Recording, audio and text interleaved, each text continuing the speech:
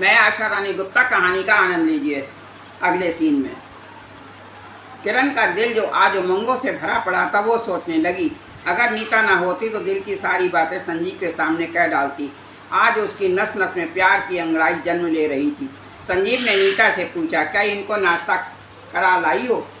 नहीं भैया, मैं बहुत कहती रही मगर इन्होंने इनकार कर दिया। अब माँ खाना बना रही है, तभी खाएंगी। शाम को 3 बजे ये घर चली जाएंगी, तब तक मैं इनको खेत पर घुमाने चली आई। भैया एक बात कहूँ, कहीं चपत ना लगा देना। अरे कहो तो पगली। अच्छा कहती हूँ, जरा कान में कहूँगी। अच्छा ले, कान में सुना, क्या बात है?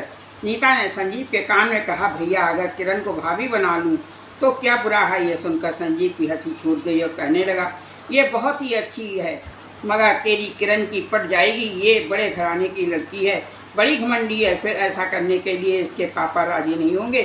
अरे भैया, अगर किरण राजी है तो इसके पापा कुछ भी नहीं कर सकते। इसका भी राजी होना बहुत मुश्किल है। पहले तो ये बात तक नहीं करती थी, अब न जाने क्यों अपनी दया दिखाती फुटती है। बातें करते करते करीब आधा घंटा बीत गया, तभी किरण खेतों में घूम कर आ गई।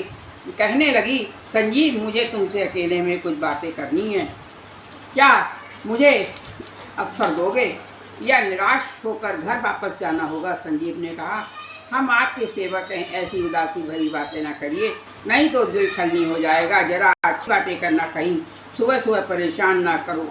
इतना कहते ही किरण की मोटी मोटी बड़ी आंखों में आंसू आ गए। कीमती मोती अश्कों पर ढुलकने लगे। सूरज की लालिमा छाई हुई थी, उसमें किरण का मुख लाल सा प्रतीत होता था। नीता गन्ने उखाड़ने में लगी थी, तभी संजीव ने कहा, अब ये कीमती मोती मत खराब करो, किसी अच्छे समय के लिए समेट कर रख लो, जब डोली चढ़ो तभी लुटा देना और दिल की बातें कर डालो। अचानक नीता को गन्नों के खेत में एक भेड़िया दिख गया।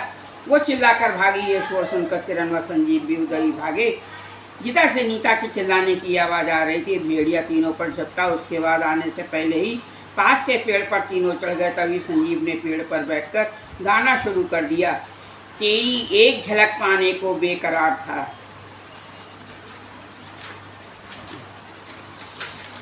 गाना खत्म होने के बाद तीनों पेड़ के नीचे उतरे। किरण पेड़ में उतरते समय नीचे गिर गई, क्योंकि वो पेड़ पर चढ़ना उतरना नहीं जानती थी। सिर पर काफ़ी चोट आ गई। अब तो नीता संजीव घबरा गए। नीता ने पिन्नी से एक पट्टी फाड़कर किरण के सिर पर बांधी।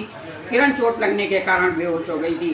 संजीव उसे गोद में उठाकर किसी तरह घर लाया। घर पर भी सभी लोग घबरा गए, क्योंकि सर पर घाव गहरा था। घर में जो दवा थी उसी मुताबिक पट्टी कर दी गई। धन्यवाद।